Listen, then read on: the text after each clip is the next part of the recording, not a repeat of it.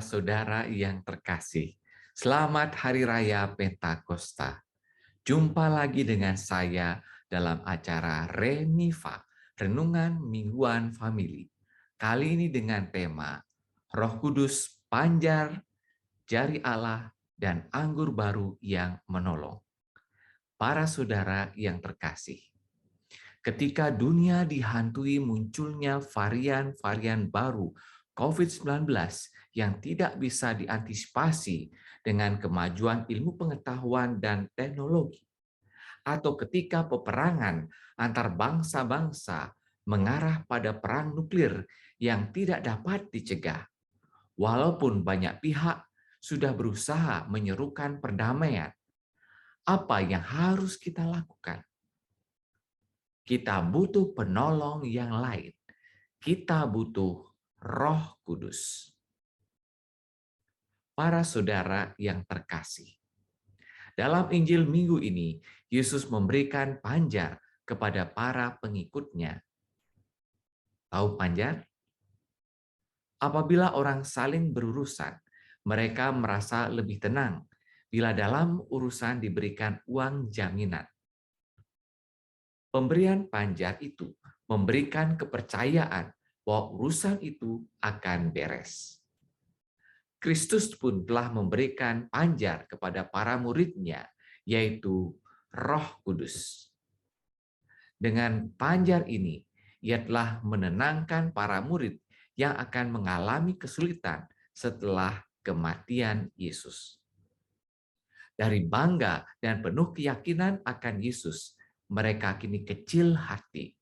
Dari orang-orang yang berani bercerita mengenai Sang Guru, kini mereka menjadi orang yang takut dituduh pengacau dengan resiko ditangkap.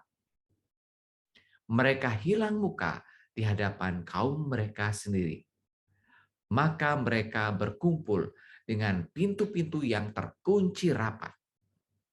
Pada kesempatan itulah, Yesus memenuhi panjarnya. Ia memberikan penolong yang telah dijanjikannya. Roh Kudus itulah yang memberanikan mereka bersaksi dalam pelbagai bahasa. Para saudara yang terkasih, di zaman digital ini, jari kita sangat penting. Sentuhan jari kita bisa merubah dunia dalam seketika.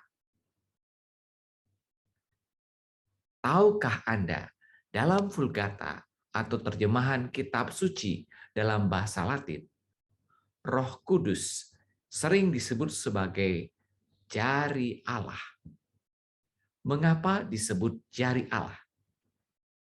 Pertama, dikatakan, jika aku mengusir setan-setan dengan jari Allah, maka sesungguhnya kerajaan Allah sudah datang padamu. Jari Allah dalam terjemahan ini mengacu pada kuasa Roh Allah untuk mengusir setan-setan. Kedua, jari Allah mengacu pada peristiwa di mana Allah menuliskan hukumnya pada manusia. Pada hari Pentakosta, hari ke-50 setelah Paskah, orang Yahudi menerima hukum yang ditulis oleh jari Allah pada loh batu. Karena ketegaran hati mereka, hukum Allah tidak dilaksanakan. Maka pada hari Pentakosta baru, hukum telah ditulis oleh jari Allah bukan pada loh batu, tetapi pada loh-loh hati orang Kristen. Hati orang Kristen menjadi tanah yang subur, yang menghasilkan buah berlimpah. Ketiga, jari Allah mengacu pada kuasa yang membuahkan pengampunan. Ketika Yesus dihadapkan dengan perempuan yang kedapatan berbuat zina, ia membungkuk dan dengan jarinya menulis di tanah, "Barang siapa yang tidak berbuat dosa, hendaklah ia yang pertama kali melemparkan batu pada perempuan itu.